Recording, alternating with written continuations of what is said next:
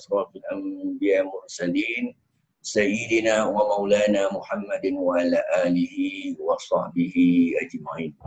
Alhamdulillah kita sama-sama dapat berjumpa walaupun sekedar di ruang cyber aja untuk sama-sama kita berkongsi sedikit sebanyak ilmu-ilmu yang ada di dalam Al-Quran.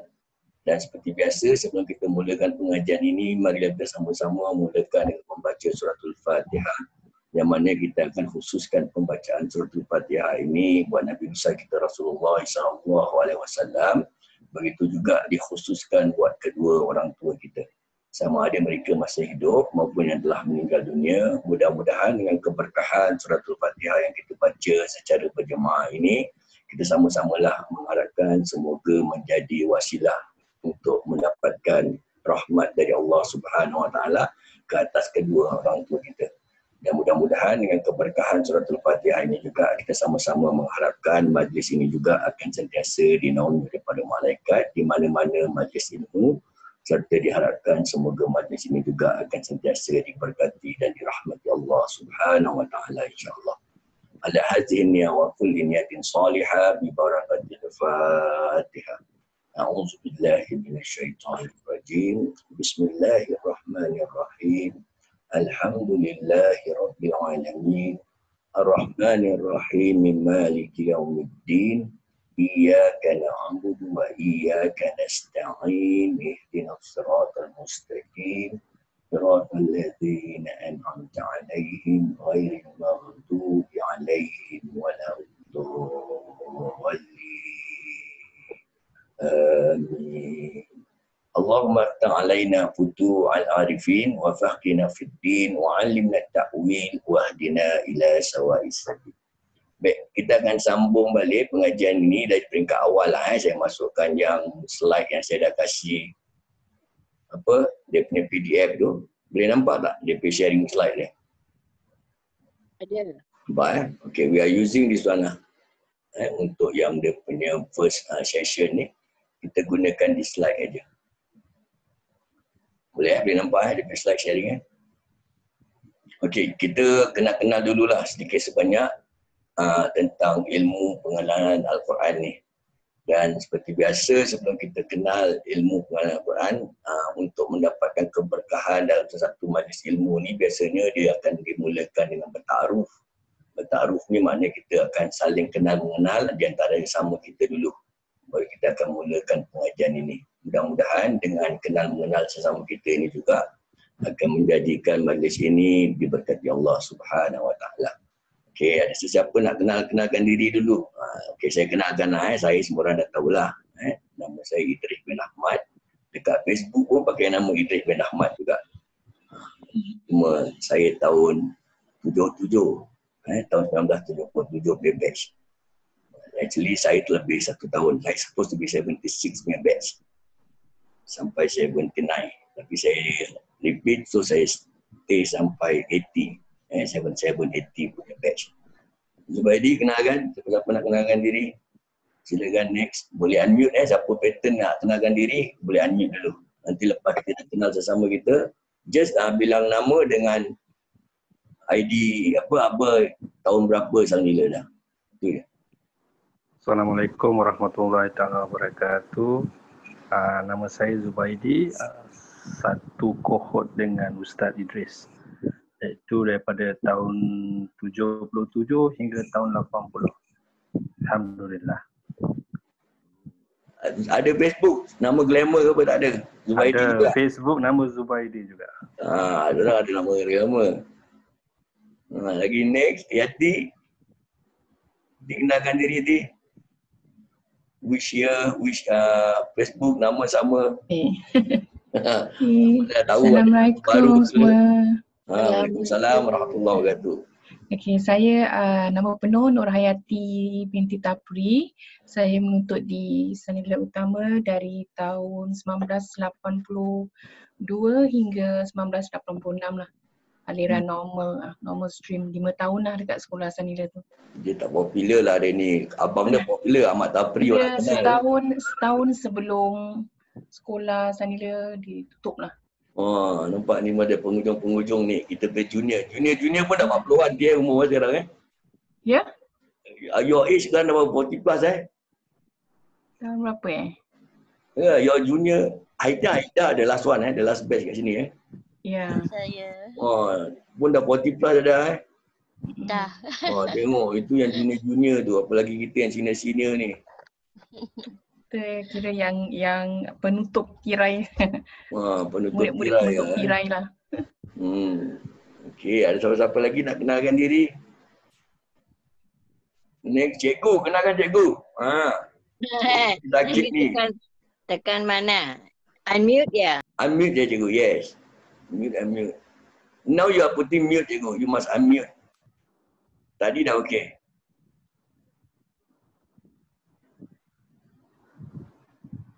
Tadi dah okey cikgu mute.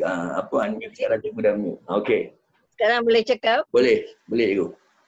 Assalamualaikum semua murid-murid Sang Nila. Waalaikumsalam warahmatullahi wabarakatuh cikgu. Sampai sekarang saya masih rindu Sang Nila.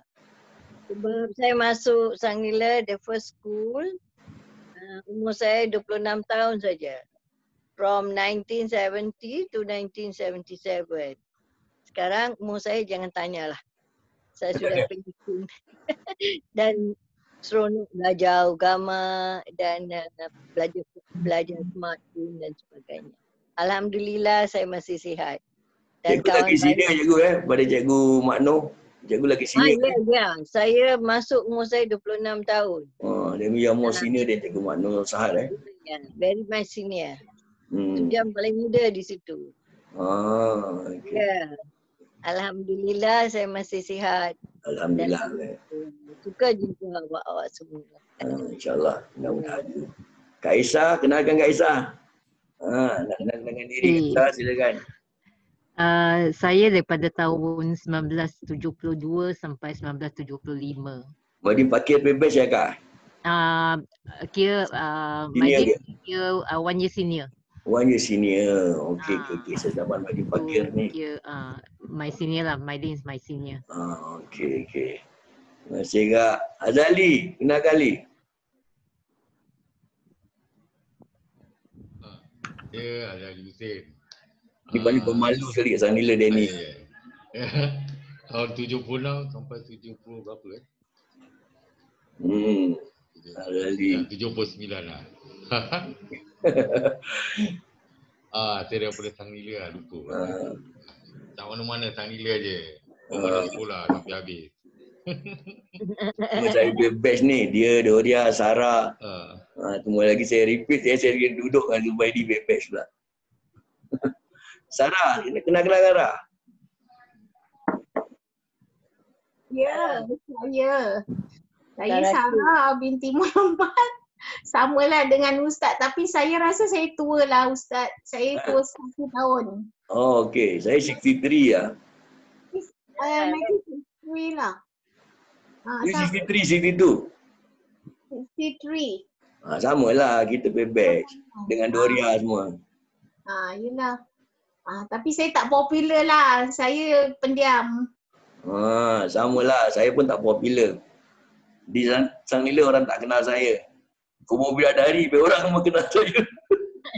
Saya lebih lama duduk kat Bidadari daripada kat sekolah. Kak Roslia, kenal Kak Roslia? Tak dengar. Assalamualaikum Ustaz, dengar tak? Saya tahun 63 sama dengan Ustaz. Dari tahun 76 sampai 79. Saya satu kelas dengan Doria. Sama kelas dengan Doria. Dengan Sarah lain kelas ya Sarah? Kak Jamal. Jamal ni saya pergi classmate juga ni.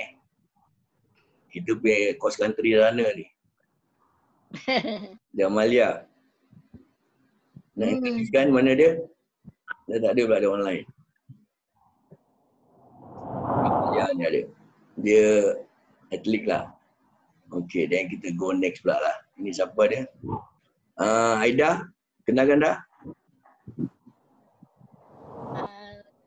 Saya Aida, belajar di SNU pada tahun berapa 84, 85 tak salah. Paling junior, saya the last batch masuk SNU. Oh, you the last one saya. Okey, baik. Kak Lin. Okey, maaf Assalamualaikum semua. Dengar?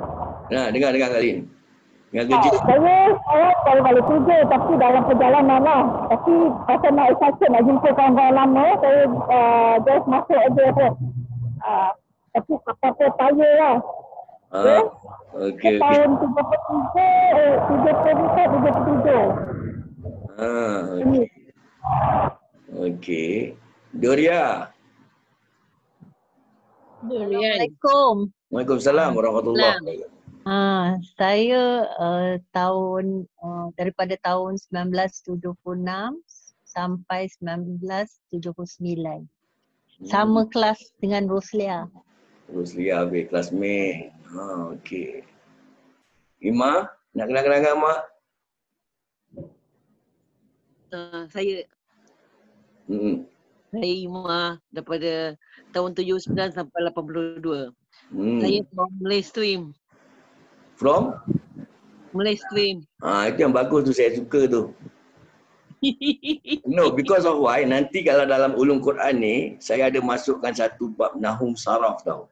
Nahum saraf ni is the grammar, in other words in grammar. So saya ni seorang putih. So bila saya nak translatekan dalam bahasa Melayu, saya pun tak berapa faham sangat dia punya bahasa Melayu kosakata. So most of the grammar, I go with English, I go with the verbs, pronouns, adverbs, kind of thing. Saya punya ancus. Kan, jadi kalau yang ada Malay Stream saya lagi suka. So dah translate kan. Kalau kita Melayu cakap verbs, pronouns, nouns kan, apa dalam bahasa Melayu. Itu sebab bahasa Arab dia baru saya boleh translate kan. Bahasa Arab dia. Kan? Dia melibat. Tak apa, kita share je. Mungkin cikgu can support us juga. Cikgu was good in kan. Daud Zakib ni hebat dia, ada dia English teacher je. Ajar English tu je. Itulah. Okey, tak ada dia. Tak Ros. Ros pun dah masuk. Silakan. Introduce yourself. Ada? Ya, Ros ada. Galaxy A70 siapa punya nama ni? Saya Ustaz. Waalaikumsalam, masuk. Introducekan nama. Ustaz dengar saya? Dengar? Dengar. Assalamualaikum Ustaz. Waalaikumsalam warahmatullahi wabarakatuh. Saya Sulaiman. Saya rasa saya yang paling tua dalam grup ni. Saya daripada 1967 sampai tahun 1970. Abang Man ni dekat Facebook dia pakai nama Pak Man. Ya. Kalau siapa nak chat dengan dia kat Facebook, dia pakai nama Pak Man, dia ada nama glamour dia. Terus, nak introduce that yourself. Jamalia mana tadi?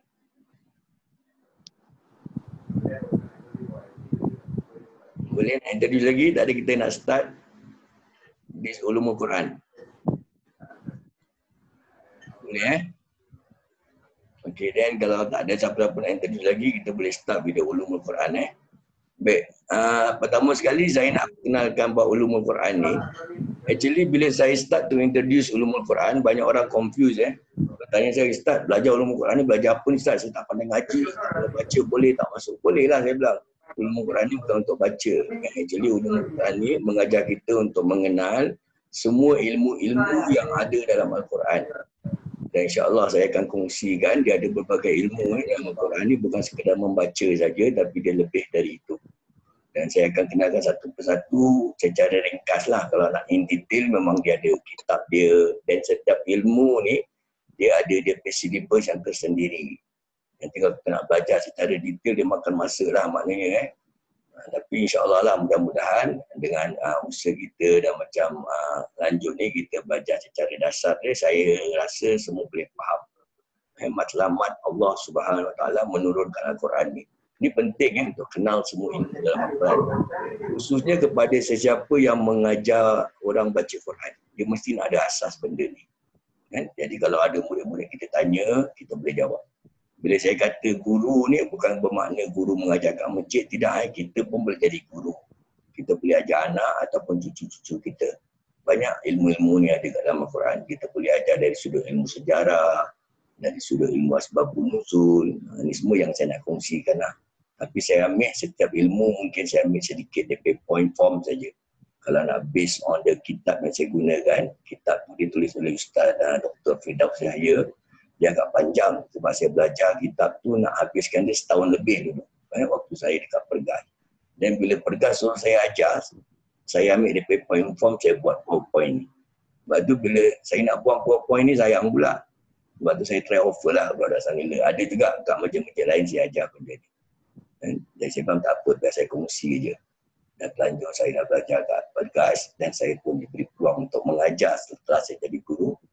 Dan saya simpan je benda ni. Baik. Saya rasa untuk pengenalan diri saya semua dah kenal. Cuma saya tak tahu ni sekarang dah start dia punya. Okey, boleh nampak PowerPoint dia? Boleh. Okey, yang ini introducing of myself lah. Saya handphone, email number semua. Dekat PDF pun ada. Okey. Pertama sekali kita nak kena kenal dalam pemahaman pengajian Al-Quran ni. Saya ada buatkan dia punya PDF ni dan ada dia punya slide. Macam kalau buka slide dekat PDF tu, nombor 4, dia dekat situ saya taruhkan dia punya tajuk, kenapa kita perlu memahami ulumul Quran. Dan yang kedua, kenapa melalui kaedah 3M. Keempat, ketiganya, apa makna ulumul Quran. Ini semua akan saya huraikan hari ini insyaAllah. Nanti bila kita dah tahu ni semua, insyaAllah minggu depan baru kita mula masuk bab sejarah Al-Quran. Sebab dalam setiap pengajian ni, sejarah penting. Untuk kita kenal macam mana Al-Quran ni diturunkan, macam mana Al-Quran dibukukan, ditulis dalam resam yang kita baca ni.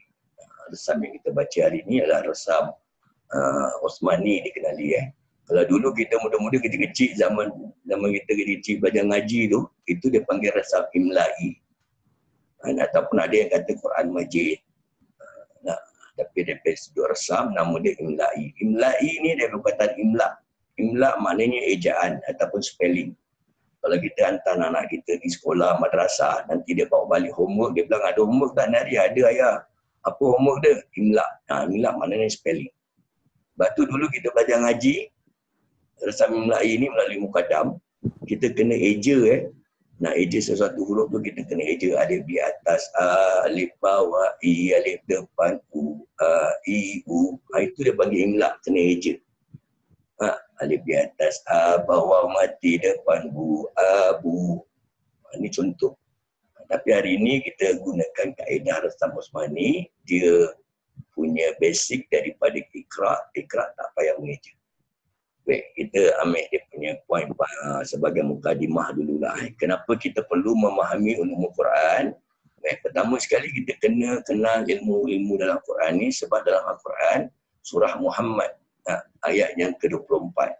Ayat ni di mana Allah Subhanahu wa taala telah berfirman dengan ayat yang berbunyi a'udzubillahi minasyaitonirrajim afala yatadabbaruna al-Qur'ana am ala qulubin aqfaluha, yang bermaksud maka apakah mereka tidak memperhatikan Al-Quran atau apakah hati mereka telah terkunci.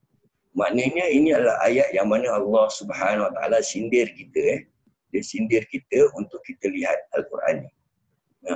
Sebab tu Allah tanya, apakah kita tak pernah perhatikan Al-Quran ataupun kerana kita tak nak tengok kerana hati kita telah terkunci. Allah tahu hati kita terkunci tak terkunci, tapi Allah sengaja tanya. Sebab ini adalah satu sindiran daripada Allah Subhanahu wa taala.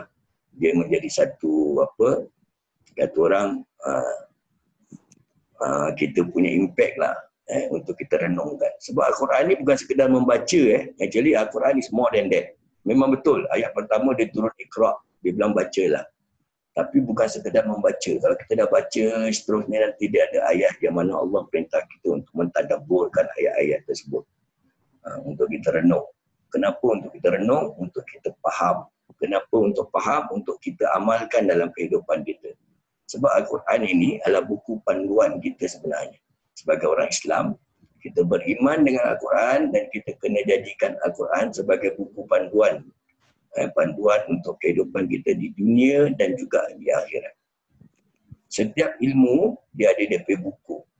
Dia ada panduan-panduan tertentu. Bahkan kita nak belajar driving pun ada buku highway code. Kalau kita tak ada buku highway code, kita tak kenal undang-undang jalan raya.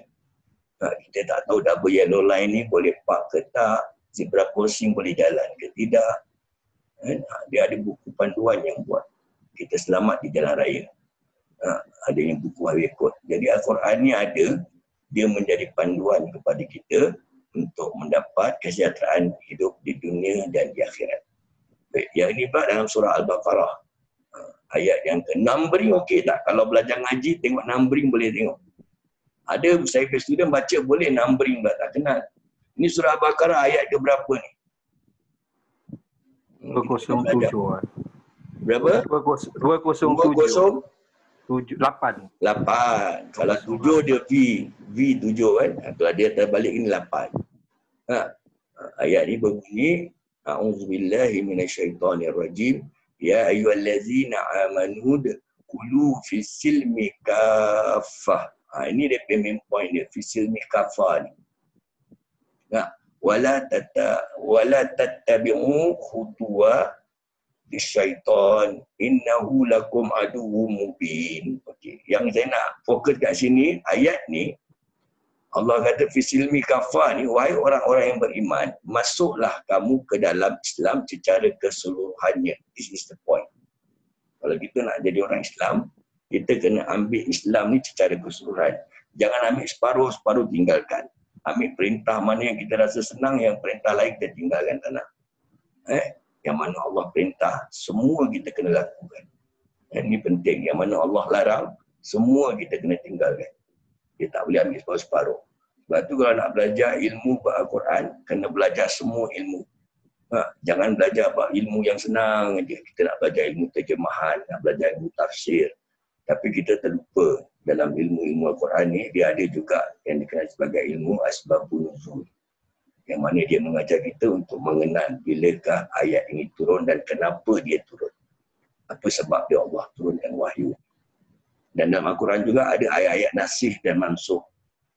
Ayat nasih dan mansuh ni, ayat yang telah diturunkan lebih, dia turun kemudian. Dia turun kemudian. Jadi yang mana ayat yang turun lebih awal tu dimansuhkan dan tak pakai lagi. Ada ayat yang dia dimansuhkan dan tak boleh pakai lagi ayat tu. Sebab ada ayat baru turun yang Allah nasihkan. Dan dalam Al-Quran juga ada ayat-ayat yang dia panggil ayat yang muhkam dan juga mutasyabih ataupun muhkamat dan mutasyabihat. Muhkam ni ayat dia kalau kita baca kita boleh very clear nampak dia makna. Tapi kalau ayat mutasyabihat kita tak boleh faham. Dia memerlukan guru untuk mengajar kita. Sebab ayat-ayat mutasyabihat ni dia ayat-ayat yang tersirat di sebalik yang tersurat. Dia ada dia huraian lagi. Ini semua nanti saya akan tunjukkan satu-satu dia punya kaedah-kaedah dia. Baik, banyak ayat Al-Quran ni semua saya sebagai mukadimah dulu hari ni.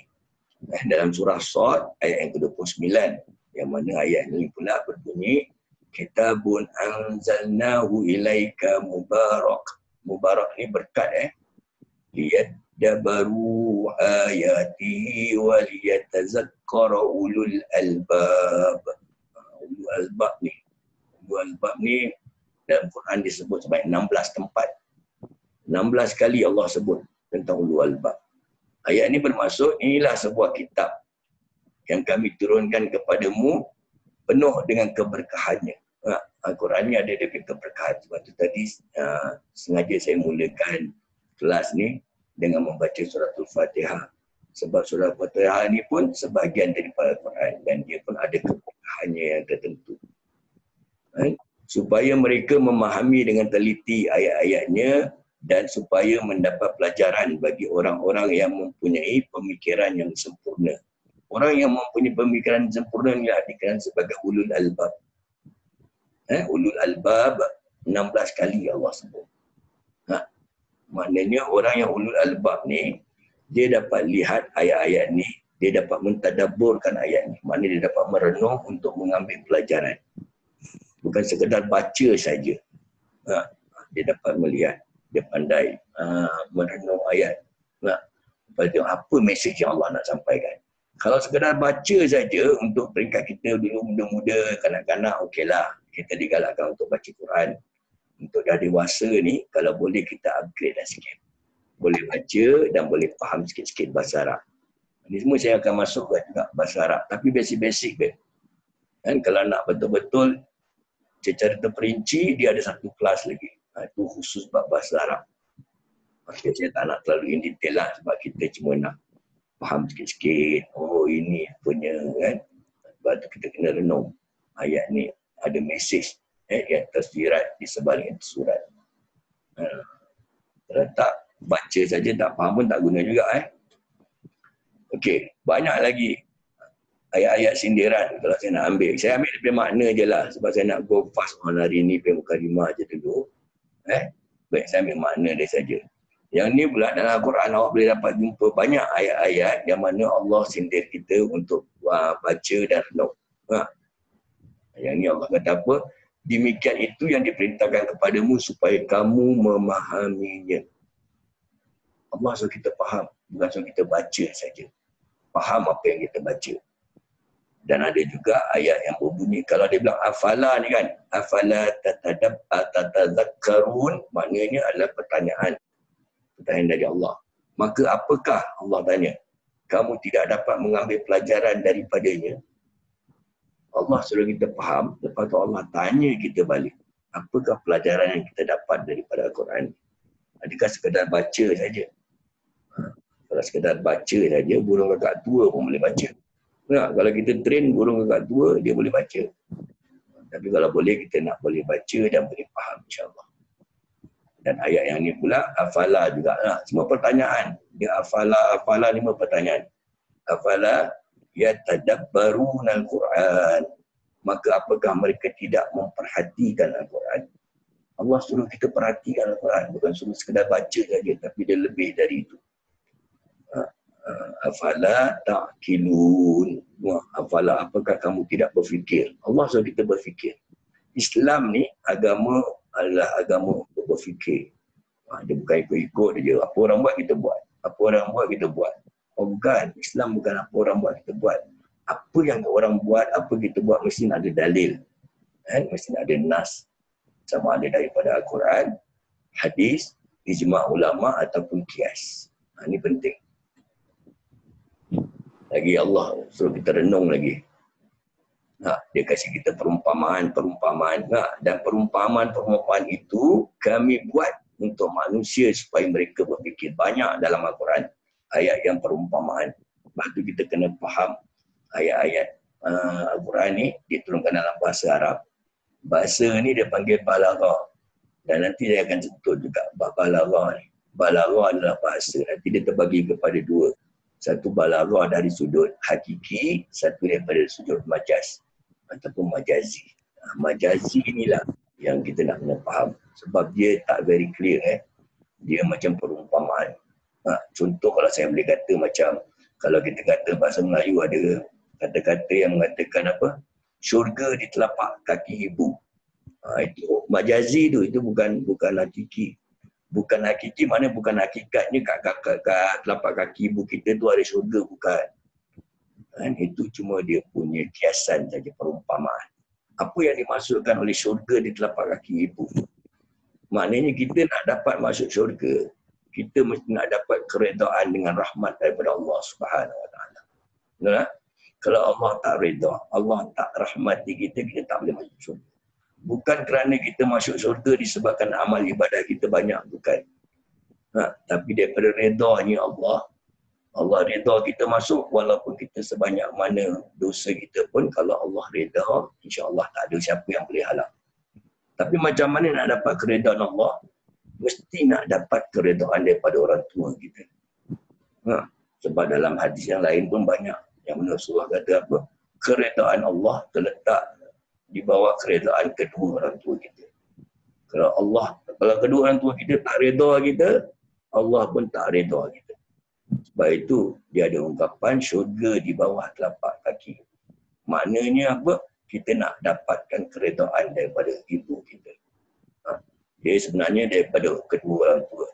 Tapi banyak digunakan ungkapan ibu sebab dalam sebuah hadis ada dikatakan yang Rasulullah sebut ibu ni 3 kali melebihi daripada ayah.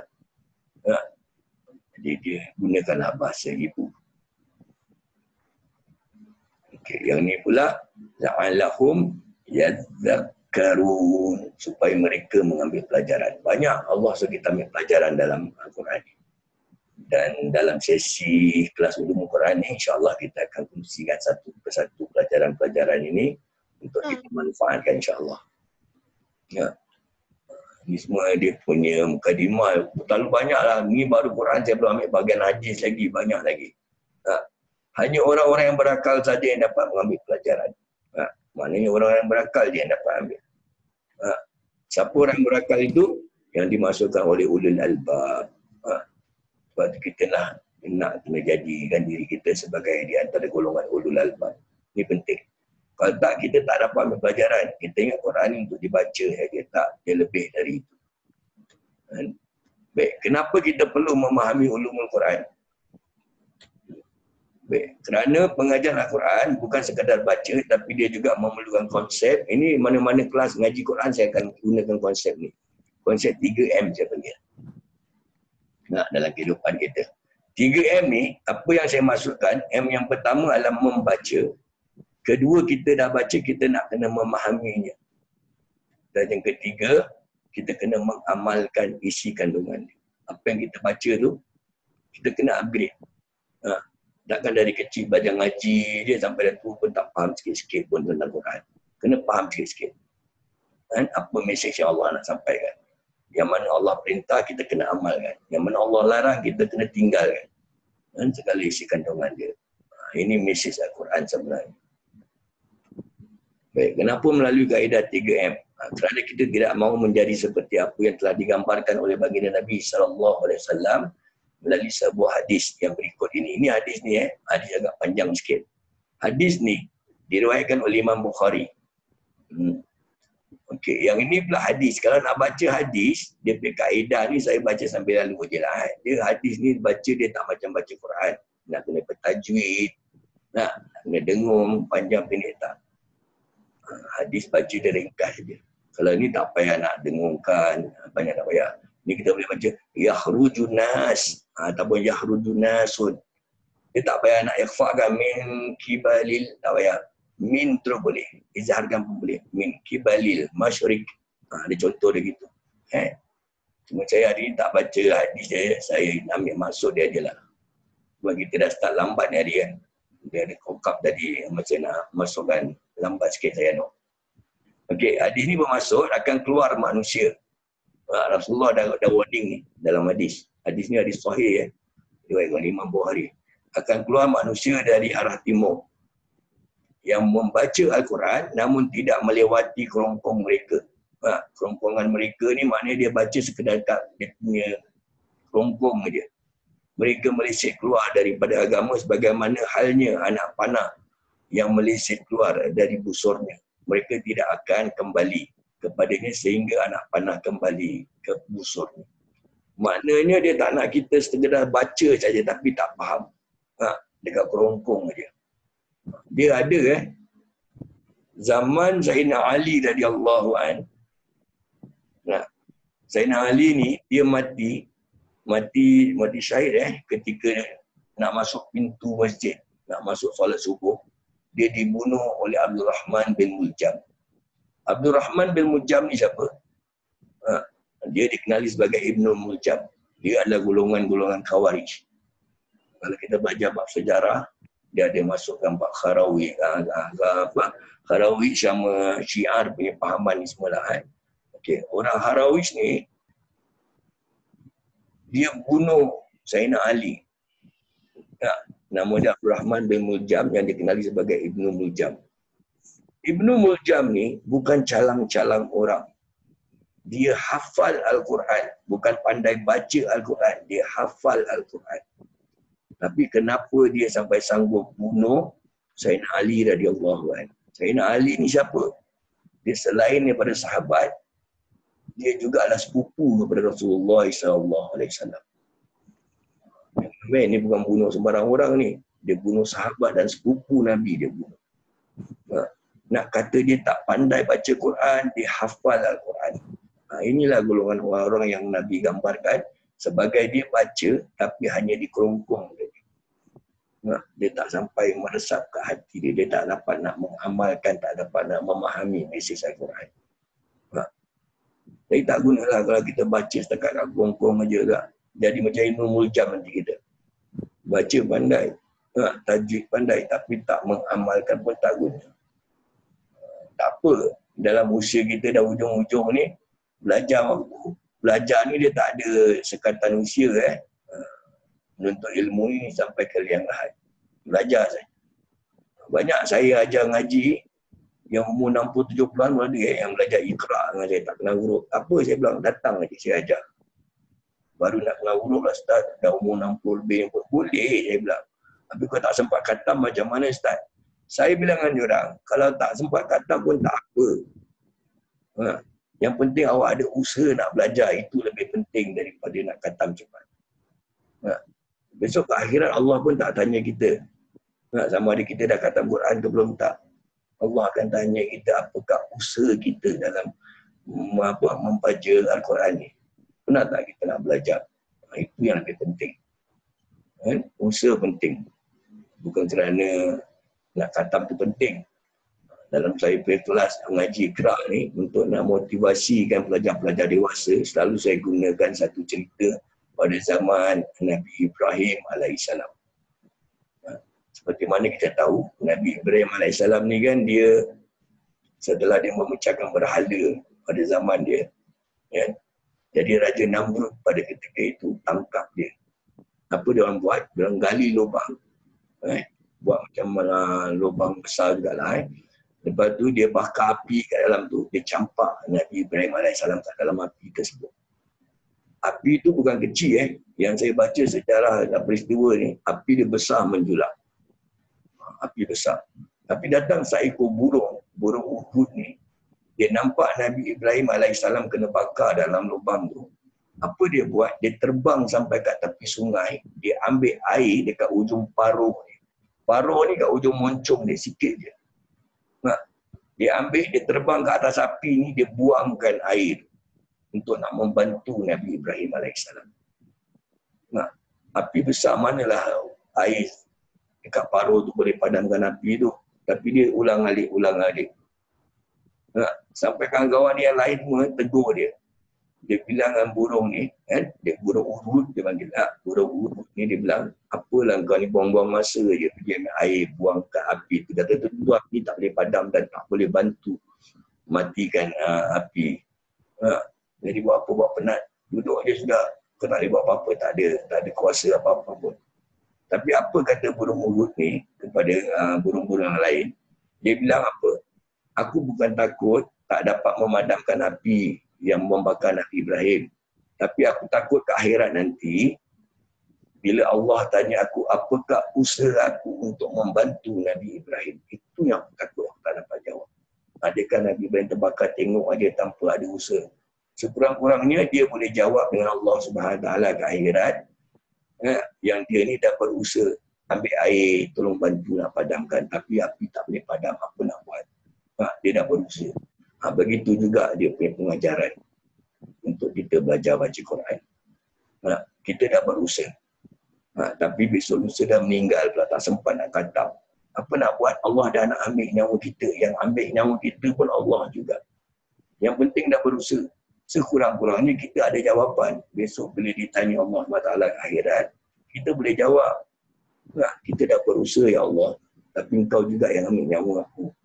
Allah lagi maha mengetahui usaha kita ni penting. Sebab tu usaha ni pun perlu datangkan dengan niat yang ikhlas semata-mata kerana Allah Subhanahu Wa Taala.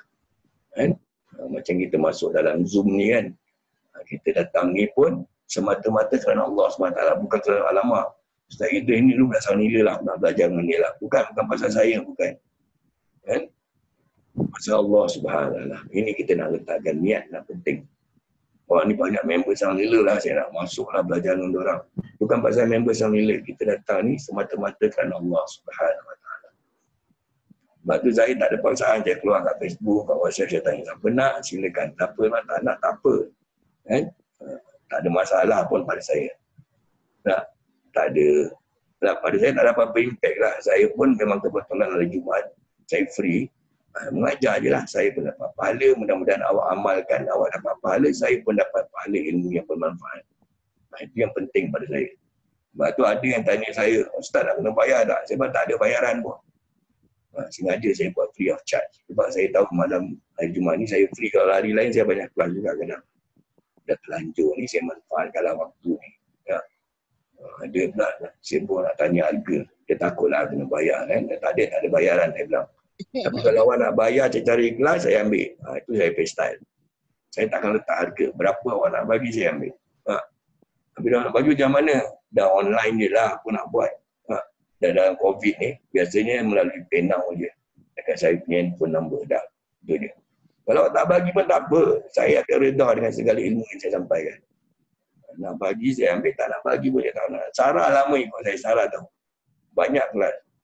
Saya buat macam gini. Jamal dia apa ada ikut saya daripada Masjid An-Nur dulu. Cuma zaman masjid dulu, masjid yang charge lah. Untuk saya tak letakkan harga. Sebab saya ada pengalaman mengajar dekat Masjid An-Nur dulu. Bila masjid letak harga, saya nampak harga dia macam mahal pula. Sebab saya ajar adult student. Lagi orang perempuan yang full time housewife. Mereka tak kerja di rumah. Jadi bila masjid nak charge, saya bilang tak boleh lah charge orang mahal-mahal. Dia nak charge $50 lah contoh. Lepas tu masjid nak charge berapa? $50 mahal tu. Turunkanlah masjid turun 30 pun saya tak kasih. Saya suruh charge. Saya bilang free tak boleh start. Kita kena bayar aircon, bayar apa. Anda kalau free, kalau nak charge $5. Terperanjat masjid $5. Last masjid decide, bayar $10 lah start pasal kita minta orang 10. Okey lah, minta je lah 10.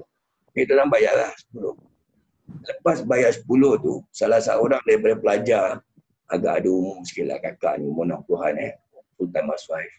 Dia jumpa saya. Dia bilang saya apa tau? Ustaz, nasib baik $10 Ustaz. Kalau lebih saya tak ada duit nak belajar. Ini pun dia pasar saya selit-selit kan. Saya dengar dia bercakap. Sampai sekarang saya tak pernah minta duit. Saya pun jadi takut nak minta duit. Sebab apa? $10 ni mungkin kecil pada kita tapi besar pada orang lain. Sebab tu saya takut nak minta. Sebab apa saya takut? Saya takut orang datang belajar ni dia lari disebabkan kena bayar tak ada duit. Kalau dia tak nak datang belajar, disebabkan dia tak minat, tak apa. Tapi kalau dia disebabkan harga mahal ni yang saya takut. Saya dah ada pengalaman gini lah. Sampai sekarang dah bertahun. Orang sibuk tanya, berapa nak bayar? Nak bayar berapa pun saya ambil. Kalau tak nak pun tak apa, saya bilang. Datang saja. Yang penting, saya nak menanam saham saya juga. Inilah antara waktu-waktu terbaik untuk saya tanam saham akhirat. Ini yang dipanggil ilmu yang bermanfaat. Kalau awak amalkan apa yang saya ajar, awak dapat pahala, saya pun dapat pahala insya-Allah. Hatta saya dah meninggal dunia dalam kubur pun pahala tu akan berjalan. Kalau awak ajar anak cucu awak dapat, saya pun dapat, guru-guru saya dah meninggal dunia pun dapat. Ini yang dipanggil ilmu yang bermanfaat. Okey, kenapa melalui kaedah 3M? Kerana kita mahu menjadi seperti yang telah dinyatakan oleh baginda Nabi SAW melalui hadis yang berikut ini. Yang tadi kita tak nak jadi macam ini, kita nak jadi macam gini. Yang ini pula hadis diriwayatkan oleh Ibn Asakir. Ibn Asakir ni adalah ulama tasawuf. Okay. Hadis ni dia bilang siapa yang mempelajari Al-Quran dan mengajarkan dan mengamalkan isinya, maka dia akan menjadi pemberi syafaat dan petunjuk jalan menuju ke syurga. Ini dia punya laluan. Untuk orang yang belajar Al-Quran, lepas tu dia ajarkan pada orang lain. Lepas tu dia amalkan isi dia, apa yang dia belajar hari ni, dia amalkan. Dia akan memberi jalan, petunjuk. Ini yang dipanggil syafaat Al-Quran. Al-Quran akan membantu kita ke akhirat nanti. Itu penting belajar ilmu Quran ni. Kita perlukan syafaat. Syafaat ni macam pertolongan. Pertolongan daripada Al-Quran. Syafaat daripada Rasulullah SAW. Pertolongan daripada Rasulullah SAW. Macam mana Rasulullah nak bantu kita? Kalau kita berselawat pada dia pun tak pernah. Belajar sirah dia pun tak tahu. Macam mana kita nak dapat pertolongan daripada dia. Begitu juga dengan Al-Quran. Ilmu-ilmu yang ada dalam Al-Quran pun kita tak pernah nak ambil tahu. Baca pun tak tahu. Tapi kita nak dapat pertolongan daripada Al-Quran. Sebab tu kita berani cakap yang kita ni beriman kepada Al-Quran. Salah satu berukun iman, percaya pada kitab.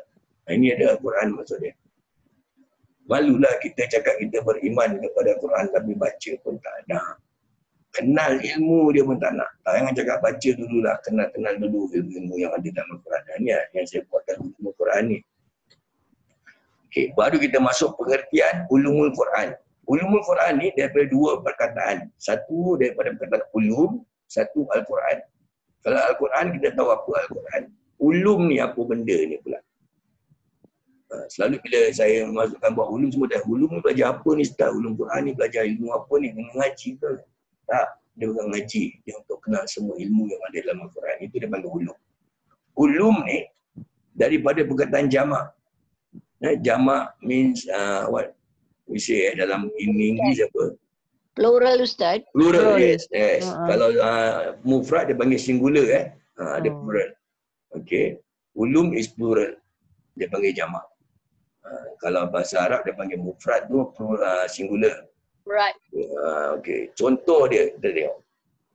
Ini contoh dia. Bahasa Inggeris dia panggil singular, satu kan. Dual, plural. Plural dia panggil jamak. Kalau dua, dual. Dua ilmu. Bahasa Arab dia panggil musanna. Jamak maknanya banyak. Kan? Dia berkaitan jamaah lah. Eja jamaah ni pun dia berkaitan jamaah. Sebab tu kita kata solat berjemaah ni orang yang datang ramai lah solat. Kalau awak solat seorang bukan jemaah namanya. Solat berjemaah mesti nak ramai. Itu dia panggil jamak. Dalam bahasa Arab ni, jamak ni bermula daripada 3 ke atas. Kalau 1 dia panggil mufrad, 2 dia panggil musanna, 3 and above, 3, 4 ni semua dipanggil jamak. Nanti awak tengok dalam bab pembacaan Quran, baik pembacaan doa, baik apa pun baik, dia punya wazan akan bertukar. Bila satu orang jadi macam gini, bila banyak orang jadi macam gitu. Contoh paling mudah kita ambil doa untuk orang meninggal dunia. Kalau satu orang meninggal, lelaki kita baca Allahumma ighfirlahu warhamhu. Perempuan tak boleh hu, kena pakai ha. Ini lebih wazan. Allahumma ighfirlaha warhamha. Kalau 2 orang yang meninggal jenazah ni, tak boleh pakai Allahumma ighfirlahu lagi. Allahumma ighfirlahuma warhamhuma. Kena pakai huma. Kalau banyak jenazah, Allahumma ighfirlahum warhamhum. Dia pakai hum lah. Ini semua pelan-pelan nanti. Dalam Quran banyak benda ni sebenarnya. Okey, ulumul Quran ni dia daripada kata jamak ni tadi, pengertian ulumul Quran, ungkapan ulumul Quran berasal daripada bahasa Arab dari kata ulum dan Al-Quran, maknanya 2 perkataan. Kalau singular saya dah bilang tadi, singular ilmu dalam Al-Quran dikenali sebagai ilmu. Tapi kalau ada banyak ilmu dia panggil jamak ataupun plural. Dalam bahasa Arab dikenali sebagai ulum. Kalau satu ilmu kita panggil ilmu. Tapi dia ada banyak ilmu dalam Quran. Ada ilmu tajwid, ada ilmu tafsir, ada ilmu nahwu dan saraf, ada ilmu nahsi mansu, dah banyak ilmu ada. So ilmu ni semua dikumpulkan, dikenali sebagai ulum. Itu dia panggil ulumul Quran, maknanya ilmu yang ada dalam Al-Quran. Macam Nabi. Kalau seorang Nabi, Nabi Muhammad SAW. Tapi kalau saya nak cerita pasal banyak Nabi, Nabi Muhammad SAW, Nabi Adam AS, Nabi Isa AS, Nabi Ibrahim AS, Nabi Musa, dah banyak sangat Nabi, dah tak boleh panggil Nabi lagi. Dia kena panggil Anbiya. Ini kata jamak. Kata jamak kepada Nabi, dia panggil Anbiya, mean banyak Nabi lah, plural. Yes, Anbiya is plural juga. Okey. Dia Anbiya is Nabi, tapi dah banyak Nabi lah maknanya. An-Nisa ni banyak orang perempuan. Dengan satu orang perempuan tak panggil Nisa. Dia berbeza, dia punya maksud dia dah berbeza lah. Nanti kita belajar juga dia punya basic bab nahwu bahasa Arab ni. Kenapa wazan dia bertukar? Sebab dia punya bilangan dah ramai. Mana atau bilangan ramai daripada kalau kita dah belajar kita tahulah daripada dia punya ayat tu kita tahu.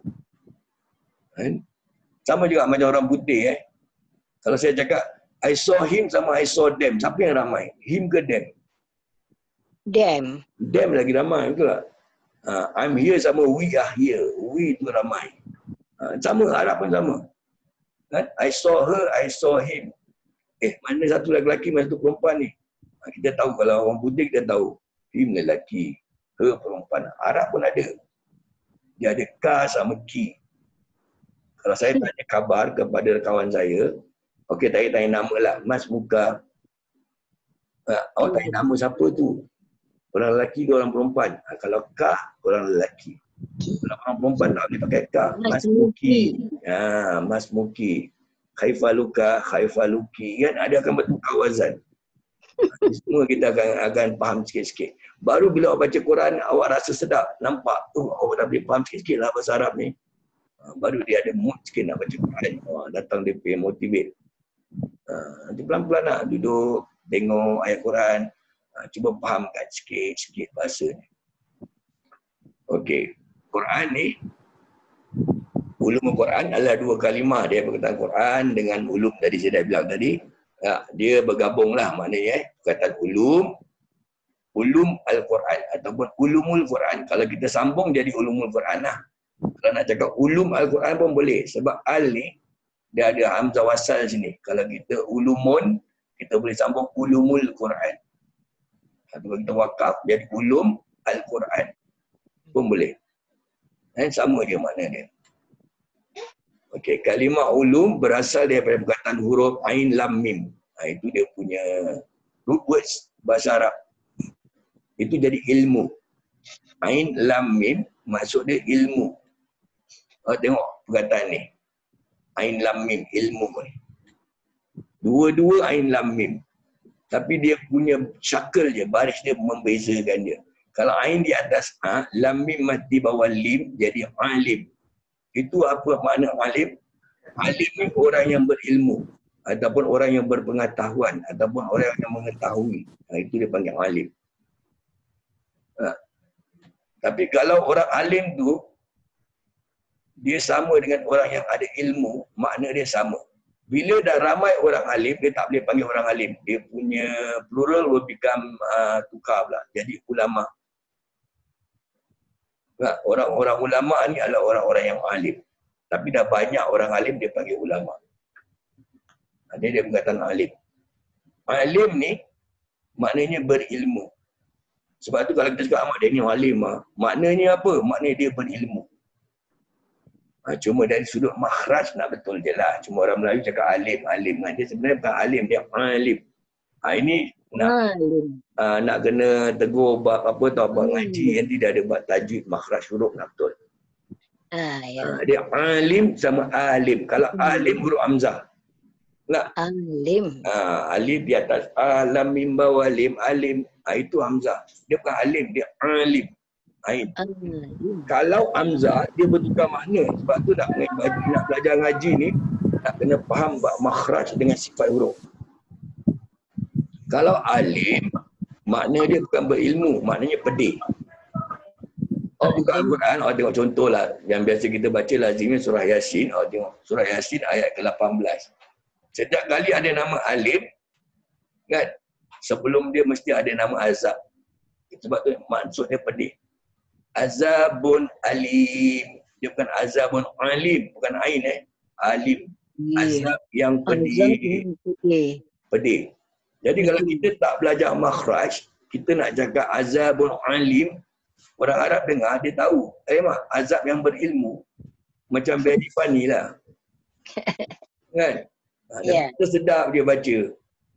Nak cakap dia ni orang yang alim, kita cakap orang yang orang yang alim, kita sebut orang yang alim.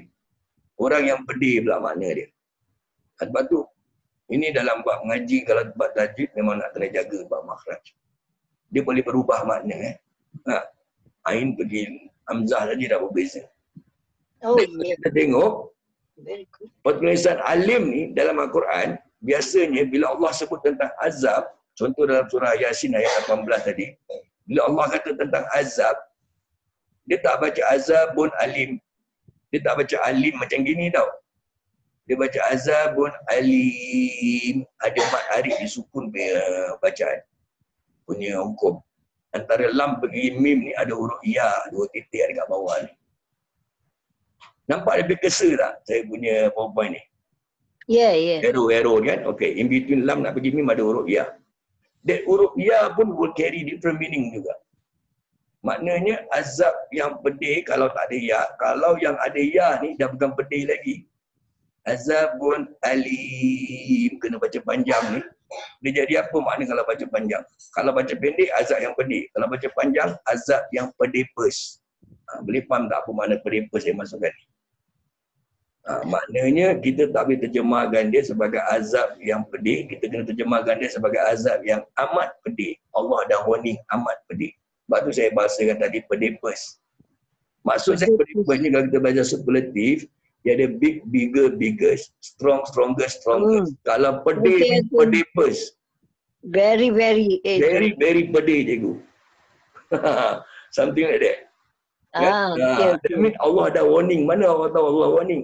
Sebab Allah letakkan huruf ya kat tengah-tengah dia. Masya Allah. Ini dalam bahasa Arab. Ini usul bahasa Arab. Dia ada meaning tu. Sebab tu kena baca, tak boleh berhenti satu harakat je. Kena baca 2, 4 atau 6 harakat dalam kaedah mad arid li sukun. Ini dah masuk mat tajwid. Okey. Okey. Ini saya dah bilang tadi ilmu kan dia jadi ulum. Kalau satu ilmu dah banyak jadi ulum lah. Dia punya plural. Kata jamak dia. Ni semua kita boleh tengok dia punya kata jamak berubah. Ni saya ambil contoh je sikit. Kalau orang alim, satu orang alim kita panggil alimun. Tapi kalau ada banyak ulama. Ni dia panggil ulama ni. Ulama ni orang yang alim tapi banyaklah orang alim maknanya. Lebih pada 3 orang pun dia panggil jamak. Kalau satu orang lelaki, kita panggil rajulun. Dia panggil rijalun. Kalau ada ramai lelaki. Perempuan ramai dia tak panggil nisa juga tau. Dia panggil satu orang dia panggil amra'atun. Imra'atun kalau ada banyak baru nisa. Sebab tu ada surah An-Nisa. Mana banyak orang perempuan. Punya cedera juga. Ni masjid, satu masjid. Kalau masjid, banyak masjid. Masjid ni, masjid tu, masjid ni. Semua banyak masjid. Kalau satu orang Islam, dia panggil Muslim. Kalau ramai, Muslimun. Memang tak, dia berbeza dia. Sebab tu kadang-kadang kita doa Muslimun dan Muslimat. Mu'minin wal mu'minat. Muslimin sama mu'minin lain. Muslimin ni, dia orang Islam. Kalau mu'minin, orang yang beriman. Dia berbeza Beriman sama orang Islam dalam Al-Quran, ayat ni berbeza. Sebab bukan semua orang Islam tu beriman, tapi semua orang yang beriman tu Islam. Betul tak? Ini nak perbezaan dia. Dia contoh macam, semua rasul itu Nabi, tapi bukan semua Nabi itu rasul. Jadi kita kena faham konteks ni dulu. Baru kita nampak. Semua orang Islam tu tak semestinya dia beriman, tapi semua orang yang beriman tu dia Islam. Kalau semua orang Islam tu beriman, alhamdulillah. Kalau semua orang Islam tu beriman, semua orang Islam tak tinggalkan solat. Tak tinggalkan kewajipan Allah. Solat kat masjid ni, saya rasa dia penuh solat subuh macam solat Jumaat. Itu kalau betul orang Islam semua betul-betul beriman. Jadi dari sini kita boleh nampak perbezaan dia lah. Jadi nanti baru kita masuk nama-nama ilmu yang ada dalam Al-Quran ni. Okey, kajian tentang Al-Quran memerlukan banyak ilmu. Ini saya dah nak masuk lah dia punya nama-nama ilmu-ilmu dia.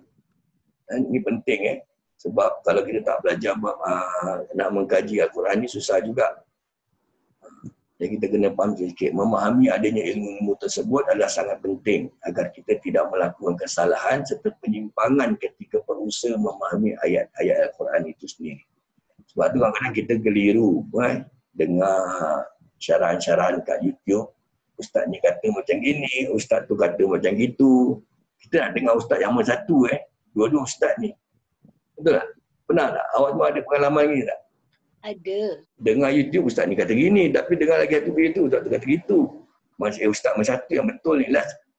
Kita yang tak ada ilmu jadi confused. Kan? Jadi insya-Allah kalau kita ada basic tentang ilmu Al-Quran ni, tentang ulum Al-Quran, kita akan faham insya-Allah akan datang kalau dengar Ustaz ni kata gitu, ustaz ni kata gitu, kita kena lihat daripada sudut mana dia cakap. Dia mungkin tengok daripada sudut yang berbeza dengan ustaz yang tadi. Jadi dia punya pandangan lain, dia punya pandangan. Baru kita nampak dalam Quran memang macam gitu. Memang ada perbezaan pandangan dan sebagainya. Bukan saja ustaz, ulama-ulama kita terdahulu pun ada. Tapi yang mereka berbeza dalam bidang-bidang furuk. Furuk ni cabang-cabang dia. Bukan dia punya akal-akal dia tidak. Akal dia tetap sama, akidah tauhid dia sama, cuma cabang dia, ranting-ranting dia perbezaan. Kenapa berbeza?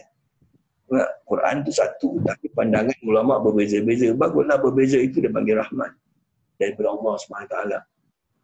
Sebab dunia Islam, orang Islam bukan orang Melayu aja. Orang Cina pun ada Islam, orang India pun ada Islam, orang kat Eropah pun ada Islam, dan budaya mereka berbeza dengan budaya Melayu. Kita tak boleh ingat, Islam mesti nak ikut macam orang Melayu bicara, tak boleh. Dekat Singapura sendiri kita ada Indian Muslim, kita ada Chinese Muslim. So they also got their own culture to practice. Sebab tu Islam kena berbeza-beza supaya dia nampak dia punya universal dia. Dia tak ada eksekutif untuk orang Melayu saja. Islam orang lain, bukan Islam tak boleh. Islam is universal, is for everybody, for all mankind. Okey, dengan mengkaji makna ayat-ayat Al-Quran, kita perlu merujuk kepada kitab-kitab tafsir yang mutabar. Ini penting. Pertama, rujuk kitab yang mutabar ni maknanya yang diguna pakai oleh ulama-ulama yang terdahulu yang dikenali ramai. Keduanya, nak belajar dia melalui seorang guru yang mursyid ataupun asatidzah yang bertauliah. Maknanya dia yang recognize. Bukan boleh belajar dengan sembarang orang. Kadang-kadang Quran tu betul. Tapi kalau kita belajar dengan orang yang salah, kepahaman dia tu salah. Bukan ayat Quran salah, kepahaman dia salah. Nanti saya tunjuk kepahaman yang salah tentang ISIS, kepahaman semua saya masukkan dalam ulumul Quran. Memang ada ayat Quran mengatakan apabila kamu jumpa orang-orang kafir maka bunuhlah mereka. Mana kita boleh ambil ayat tu bulat-bulat? Takkan orang kafir nampak kita nak bunuh dia, tak boleh lah. Tapi this is the ayat yang jadi propaganda orang-orang teroris. Nampak orang kafir nak bunuh. Last sekali dah tak tahu apa nak bunuh, orang Islam pun dia bunuh. Dia bilang kita pula kafir lah. Tak boleh. Sebab kita kena faham ayat tu apa dia punya asbabun nuzul. Sebab apa ayat tu turun. Dia punya kontens dia. Ayat tu turun waktu peperangan ketika itu. Jadi memang betul lah nak perang mesti nak kena bunuh. If you don't kill your enemy, the enemy will kill you. Tapi kita dalam keadaan aman, ayat tu dah tak boleh pakai lagi. Kalau kita pakai ayat tu tak sesuai, ayat dalam keadaan perang kita gunakan dalam keadaan aman, itu yang kita jadi teroris nanti. So tak suitable. Sebab tu nak guna ayat Quran ni nak kena faham sama ada dia sesuai ke tak sesuai kita nak gunakan dalam konteks kehidupan harian kita. Mungkin sesuai kat negeri Arab contoh. Satu ayat tu tapi tak sesuai dekat Singapura ni. Dia punya konteks dia dah lari. Dia punya konteks kehidupan kita dah lari. Budaya orang Arab, budaya orang Melayu tak sama. Kadang-kadang kat Malaysia lain, kat Singapura pun lain dia punya fatwa. Pada Quran satu, Nabi pun Nabi seorang juga tu, Nabi Muhammad SAW seorang juga. Tapi kenapa ada berapa banyak mufti juga dalam dunia ni? Singapura satu negeri lah, Malaysia tu Johor lain mufti, Terengganu lain mufti, Kelantan lain mufti, semua ada mufti masing-masing. Sebab semua mufti kena jaga kawasan masing-masing, negeri masing-masing.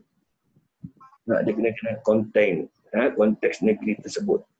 Kelantan dia punya fatwa gini, Johor fatwa dia gitu. Ini the beauty of Islam. Dia ada jaga maslahah masyarakat setempat. Baik. Kalau kita tak faham benda ni, dia akan membiarkan kita kepahaman yang boleh menyimpang. So it's very dangerous lah kalau kita dah faham daripada kepahaman yang menyimpang ni.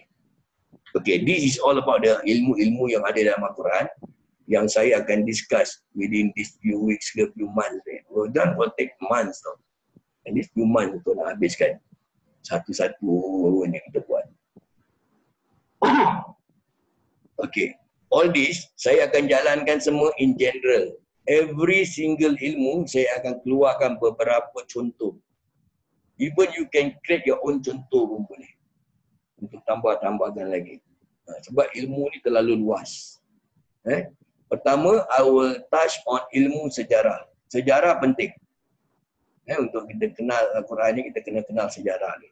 Macam mana Al-Quran diturunkan, macam mana Rasulullah dapat wahyu, melalui malaikat Jibril, macam mana dia dapat.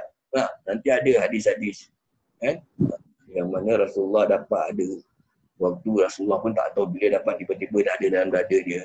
Dan ada ketika juga yang malaikat Jibril AS menyerupai seorang manusia pun ada jumpa duduk bertemu Nabi. Lutut bertemu lutut lagi. Maknanya very close. Dan ada juga satu ketika, tiba-tiba saja dahi Rasulullah akan berpeluk. Dia akan dengar bunyi macam ada bunyi lonceng. Ini yang paling susah. Rasulullah kata ada berat sikit dia punya wahyu. Ini semua akan kita belajar bahasa sejarah Al-Quran. Sejarah penulisan. Saya akan masukkan juga bab resam. Ini slide dia saya panjangkan sikit sebab saya masukkan bab dog dengan resam. Actually dog dengan resam ni dia ada satu pengajian dekat satu institusi ni yang saya ajar. Tapi saya tengok dia nak ajar bab dog dengan resam, saya masukkan bab kiraan juga sebab dia melibatkan pembacaan kiraan. Nanti kalau tengok penghujung sesi ni, kalau awak nampak perbezaan ilmu yang ada, saya collect 18 ilmu ni, baru awak boleh faham kenapa mazhab ini kata haram, mazhab itu kata harus, mazhab ni kata makruh. Kenapa Imam Syafi'i kata tak sentuh kulit lelaki perempuan buat batal wudu, Imam Hanafi kata tak. Kenapa all this thing happen? Bila kita dah faham semua ilmu Quran, baru kita boleh nampak. Nantilah lepas yang ilmu ke-18, baru saya akan masukkan tentang bagaimana ulama-ulama terdahulu menafsirkan ayat. Kita tengok daripada konteks macam mana. Kita mazhab Imam Syafi'i tersentuh kulit lelaki dan perempuan yang ajnabi, maknanya yang bukan muhrim, tersentuh kulit saja tau, batal wudu. Tapi kalau mazhab Imam Hanafi tak. Hanafi kata bukan tersentuh kulit, bersetubuh batal wudu. Kulit tersentuh tak batal wudu. Tapi kalau kita tawaf macam mana Ustaz? Semua akan saya masukkan juga. Kalau tawaf ada pandangan daripada Imam Ar-Ramli yang mazhab Imam Syafi'i. Dia ada masyakkah. Masyakkah ni dia ada keringanan. Sebab pada waktu-waktu tertentu saja kita boleh apply kan. Pun saya masukkan juga bab tawaf. Selalunya orang tanya saya bab tawaf pula. Sebab saya kan bawa orang haji, bawa orang umrah. Bila saya buat kursus haji dan umrah, soalan paling popular ni ada. Tak, saya tolong batal lah saat wudu saya. Macam mana? Pasal tawaf nak ada wudu kan. Dia ada dia punya kaedah ulama-ulama kita ni. Okey, yang kedua saya akan masukkan juga bab ilmu maki dan madani. Apa makna maki dan madani? Maki ni dia ada juga dalam Quran sebut sebagai maki ya. Kalau madani, madani ya. Maknanya ayat-ayat Al-Quran ni yang mana turun dekat Mekah, yang mana turun dekat Madinah. Macam mana kita nak identify dia. Baru kita nampak. Dia ada dia punya tanda-tanda dia. Kalau kat Mekah macam gini ayat dia. Kalau kat Madinah macam gini. Baru kita nampak, oh Islam dia bukan agama yang drastik. Terus nak keluarkan hukum, tidak kan. Dia kena gradually. Dekat Mekah ayat dia lebih kepada bab akidah. Kasih mantap akidah tu. Baru hukum makam-makam after. Dia later part nanti. Bab solat ni semua. Bukan bab awal-awal Islam yang dah kena solat macam mana kita solat hari ni, tak. Solat ni bermula waktu peristiwa Isra' dan Mi'raj. Isra' Mi'raj ni dah masuk tahun yang ke-11 Nabi jadi Rasul. Dah 11 tahun baru dapat naik sampai Sidratul Muntaha ambil wahyu Isra' Mi'raj. Lepas tu puasa-puasa pun tak ada kat Mekah. Dah sampai kat Madinah baru ada ayat yang perintahkan kita untuk berpuasa. Baru ada hukum zakat. Baru ada hukum haji dan umrah. Islam dia turun gradually. Banyak hikmah dia kalau kita belajar ayat maki dan madani. Okey, nombor 3 ada ilmu yang dikenali sebagai ilmu tilawah, tajwid dan taranum. Tilawah ni pembacaan. Sebab tu kita dengar majlis tilawatul Quran. Maknanya majlis pembacaan Al-Quran. Kalau kita bilang sujud tilawah, kerana kita baca ayat-ayat yang ada perintah sujud. Ada juga yang dikenali sebagai sujud sajadah. Ada cakap sujud tilawah, tapi sama juga ayat tu juga. Dia ada 15 tempat. Kan? Sujud sajadah ataupun sujud tilawah ni. Dalam 14 surah. Sebab surah Al-Hajj ada 2 tempat. Yang lain semua 1 tempat. Al-Hajj ada 2 tempat. Dan ada juga dikenali dalam pembacaan ni lagi satu ilmu dikenali sebagai ilmu tajwid. Dan ilmu tajwid dalam pembacaan ada lagi dikenali sebagai ilmu taranum. Taranum ni macam baca berlagu lah sikit kan. Semua ada dalil. Suruh baca, perindahkan bacaan. Kan ada semua ada hadis. Nabi perintah perindahkan bacaan Al-Quran. Ini semua termasuk dalam kategori tilawah, pembacaan. Bayangkan, nak belajar satu ilmu tajwid je kadang-kadang makan tahun. Ada sampai 1-2 tahun baru kita faham. Nak bertaranum, nak apa semua kan. Apa lagi yang lain-lain ni semua. Kalaulah satu ilmu kita belajar 1 tahun, 18 ilmu, 18 tahun baru kita boleh habis kan. Lepas tu saya ambil dia punya ringkasan aja. Yang penting kita faham adanya ilmu ni. Yang keempat, ilmu terjemahan Al-Quran. Kalau tengok betul-betul, ilmu terjemahan Al-Quran ni, dia berbeza nombor 4 dengan nombor 6. Nombor 6 ada ilmu tafsir dan ta'wil. Terjemahan is just a translation. Apa yang dia tulis, kita translatekan dalam bahasa Melayu dah. Itu saja yang kita belajar buku terjemahan-terjemahan ni. Kadang-kadang banyak orang-orang sekarang ni belajar baca terjemahan Melayu saja. Wah, dia dah nak keluarkan hukum, nak keluarkan, Quran cakap gini lah. Bukan gitu. Bukan gitu cara kita ambil Quran, bukan gitu.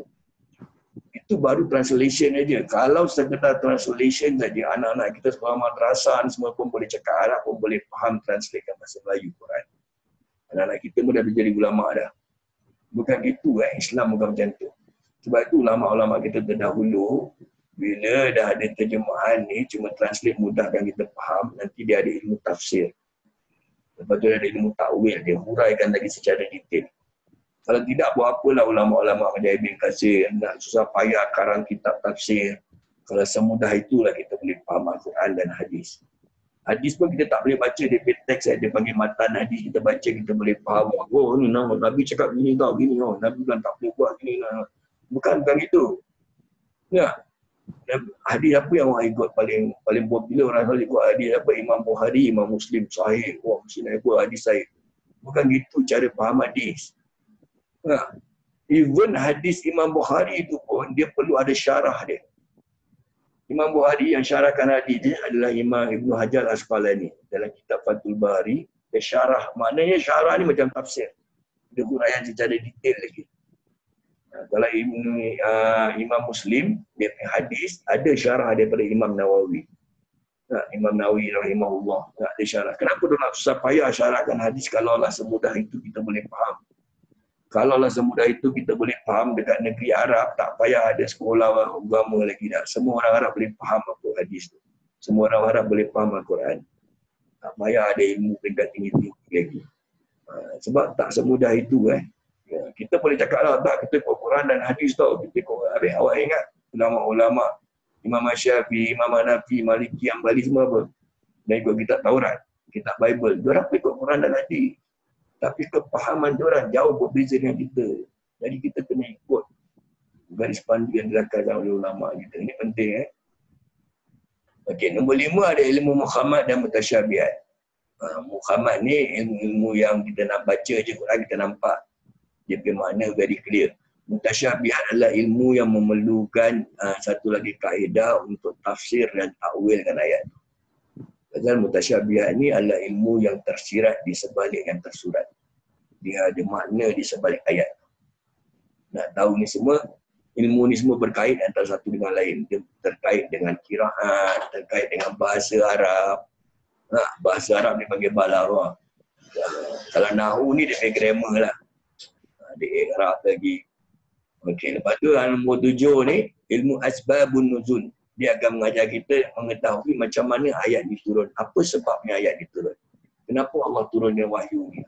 Ada asbab. Asbab ni berkaitan sebab. Asbabun nuzul, sebab ayat turun. Nombor 8, dia ada ilmu nahu dan saraf. Nahu dan saraf ni macam kita kata grammar lah.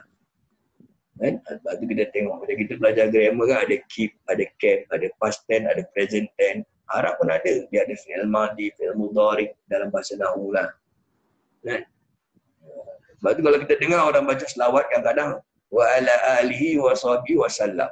Tapi yang tu pula baca wa ala alihi wa sahbihi wa sallim. Siapa yang betul ni? Salim ke salam yang betul? Kan? Dua-dua betul. Kita kena tengok the whole sentence baru kita nampak. Kenapa dia ni baca salim, kenapa dia tu baca salam. Ini membab nahu. Nahu dan saraf.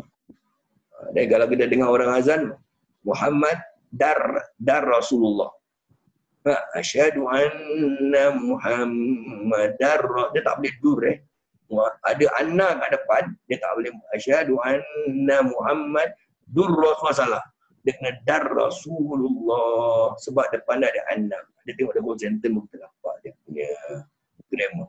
Tapi kalau kita sekadar baca la ilaha illallah Muhammadur Rasulullah, tak boleh Muhammad dan Rasulullah, tak boleh sebab depan dia tak ada anna. Ini semua nanti saya akan tegur satu-satu bab ilmu nahwu dan saraf, saya akan kongsi sama-sama insya-Allah. Okey, nombor 9 ilmu i'rab.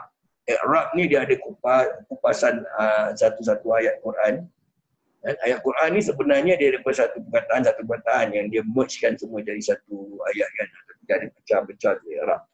Nanti i'rab ni dia tengok daripada sudut baris. Baris atas, baris bawah dia boleh jadi berbeza makna. From that baris itself, the whole sentence will change. Awak salah baca baris, the sentence also will change. The sentence dia nak tengok macam kita belajar in English, dia call it as a subject, predicate and object. Oh, Masya Allah. Dia ada different tau, subject, object, predicate. Predicate semua ada nanti. Baris dia kalau silap, awak tulis, contoh kalau saya bilang Ali tendang bola. So the subject is talking about Ali tau. So the object is that bola. Sebab that bola yang Ali tendang. Tapi kalau awak salah letak baris, dia punya makna boleh jadi bola tendang Ali. Dia boleh jadi opposite way. Mana bola tendang Ali? Tak? Ini semua on subject, object, predicate. Nanti Cikgu Firdaus sakit tahulah dia. Dia expertise on this area tahu all this thing. Dalam bahasa Arab pun ada on this thing, subject, predicate ni semua. Okey, lepas tu ada ilmu balaghah. Balaghah ni sudah bahasa lah. Bahasa balaghatul Arabiyah kan. Maknanya bahasa Arab.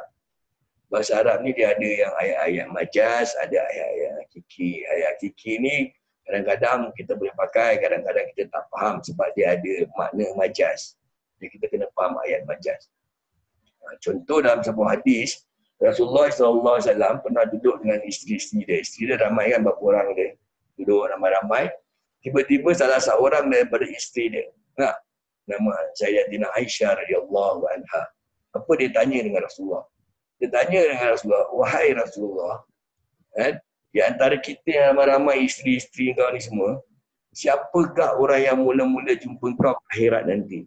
Semua orang nak jumpa Nabi dulu. Kita pun nak dapat jumpa Nabi SAW. Tapi isteri dia pun nak. Isteri tanya, siapa yang dapat jumpa Nabi dulu ke akhirat? Rasulullah jawab apa tau?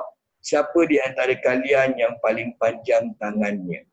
Siapa yang paling panjang tangan, dialah orang yang pertama yang dapat jumpa aku ke akhirat. Itu Rasulullah duduk.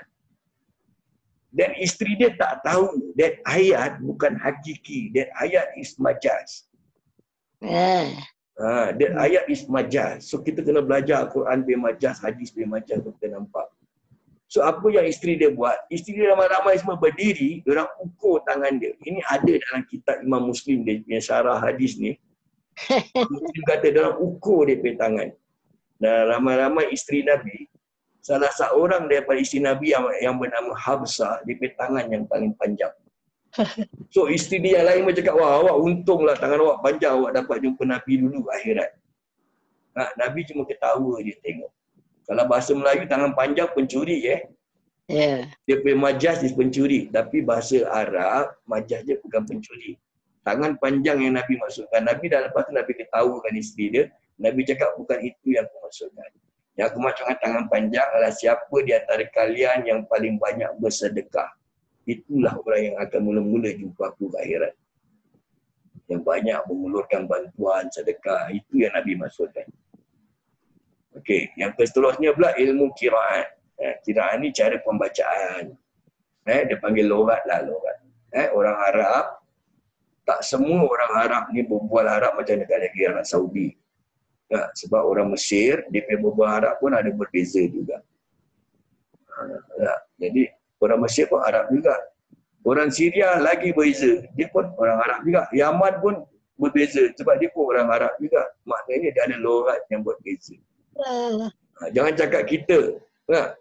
Jangan cakap orang Arab. Kita orang Melayu pun ada berbeza logat.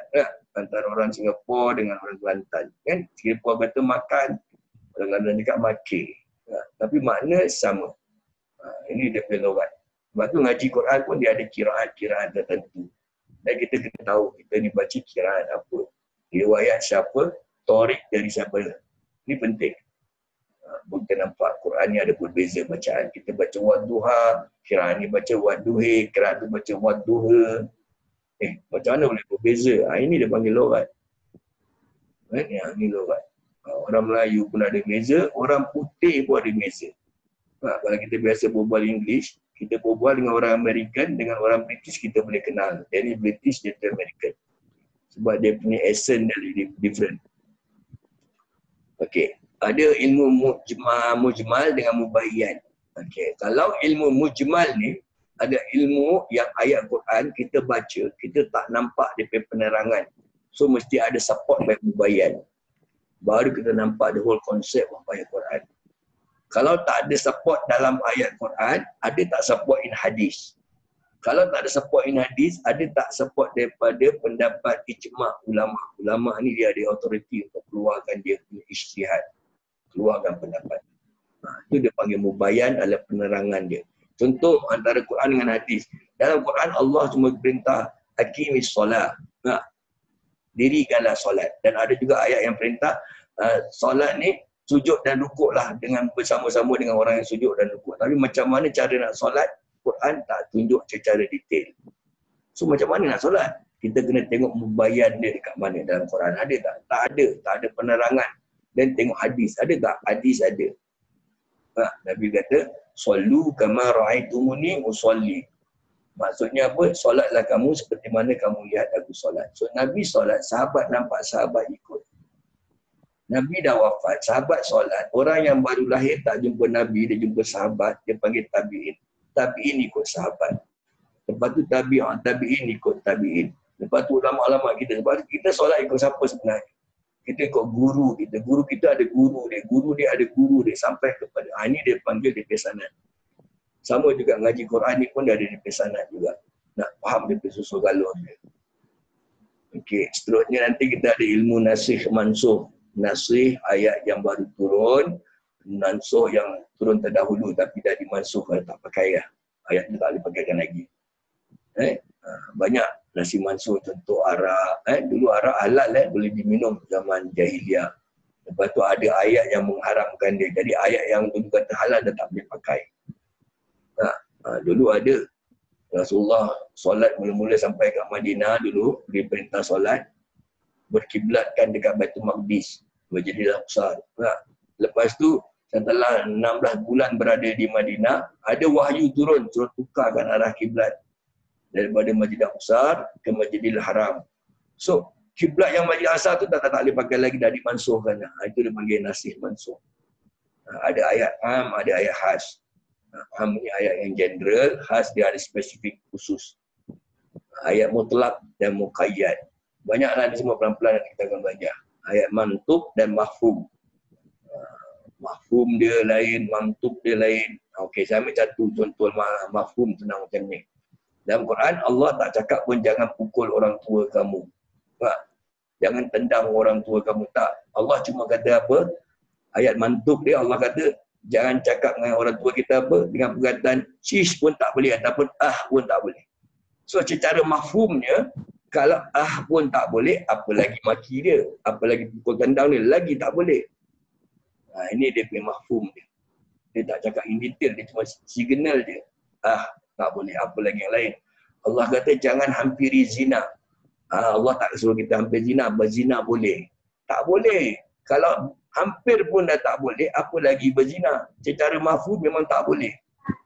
Ini kita kena faham bab ni. Okey, ilmu qasas. Qasas ni maknanya dalam bahasa Melayu kisah. Kisah-kisah banyaklah, kisah-kisah Nabi terdahulu.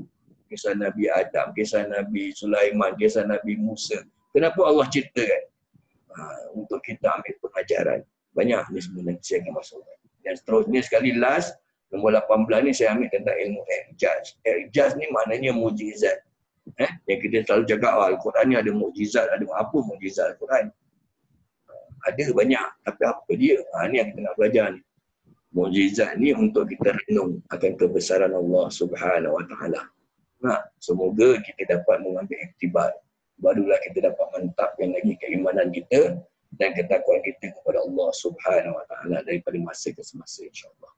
Okey, up to this stage dulu. Minggu depan baru kita start belajar yang sejarah Al-Quran. Kita start mula daripada nombor 1 ke ilmu ni.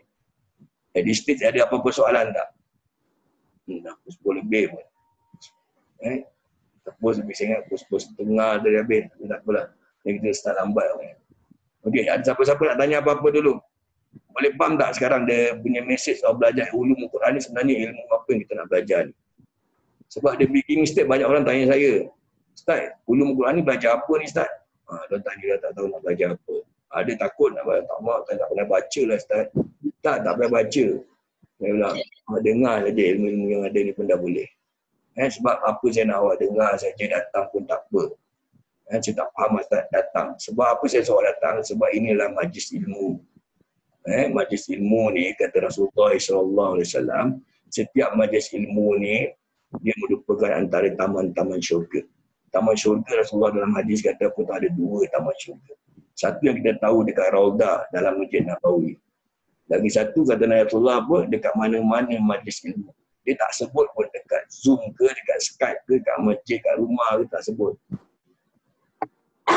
Dia sebut mana-mana majlis ilmu. Ini sekarang kita kat Zoom kena majlis ilmu lah. Kan? Majlis ilmu means apa? Kalau kita pergi Raudah merebut-rebut, nak masuk Raudah ni untuk apa kita sibuk masuk Raudah? Selalu orang pergi haji, pergi umrah selalu. Cikgu, what advantage masuk Raudah cikgu? Sarah, apa advantage dia? Doria hari tu pergi Raudah masuk dapat. It's not easy Doria masuk. Ramai orang. Tapi kita nak juga masuk. Kenapa? Sebab dalam Raudah ni antara tempat-tempat yang mustajab doa. Begitu juga dalam majlis ilmu sebenarnya. Jadi sebab tu saya nak awak datang. Doa, minta dengan Allah supaya terangkan hati kita, mudah faham segala ilmu. Saya tak boleh terangkan hati awak. Saya cuma kasih dia punya ilmu untuk share saja. Kepahaman adalah urusan Allah Subhanahu Wa Taala. Sebab tu selalu nak start kelas, saya mulakan dengan berdoa. Allahumma ta'alaina futu'an arifin wa faqina fitin wa alimna ta'wil. Dia doa ni macam-macam lah. Awak nak gunakan apa kaedah doa? Ada Rabbi zidni ilma wa zukni fahma. Tak kisah. Awak minta apa saja nak minta dengan Allah. Cakap Melayu pun boleh.